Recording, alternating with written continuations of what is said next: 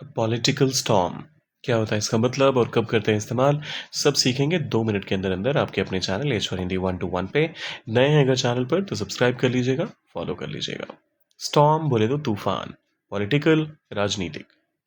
The decision जो ये फैसला है, ट्रिगर्ड, उसने एक कोई भी चीज़ की शुरुआत कर दी, किस चीज़ की, राजनीतिक तूफान की, एक पॉलिटिकल स्टॉर्म की, एक राजनीतिक तूफान की शुरुआत कर दी।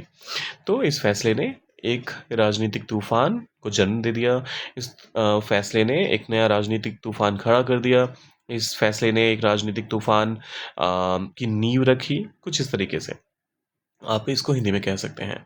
अ पॉलिटिकल स्टॉर्म इरप्टेड, ये इरप्शन की बात हमने पहले भी करी थी, जहाँ पर जैसे वोल्केनिक इरप्शंस होते हैं, तो जहाँ पर एकदम से इरप्ट हो जाता है, कुछ कुछ अ, फट पड़ता है या फिर उठ खड़ा होता है, तो उस केस में आप पॉलिटिकल स्टॉर्म मतलब इरप्ट का इस्तेमाल करते हैं।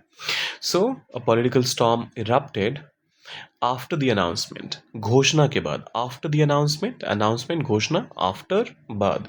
सो घोषणा के बाद एक राजनीतिक तूफान उठ खड़ा हुआ।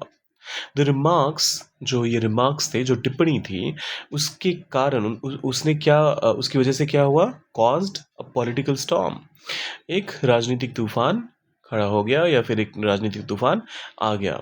उसकी मतलब किसी एक टिप्पणी की वजह से एक राजनीतिक तूफान आ गया। The issue has turn into a political storm, मुद्दा जो है एक राजनीतिक तूफान में बदल गया। टर्न इनटू, बदल जाना, किसी एक चीज में बदल जाना, उसके लिए आप टर्न इनटू फ्रेजल वर्ब का इस्तेमाल करते हैं। The report sparked a political storm, spark की हमने कल भी बात करी हुई है बहुत सारे वीडियोस में।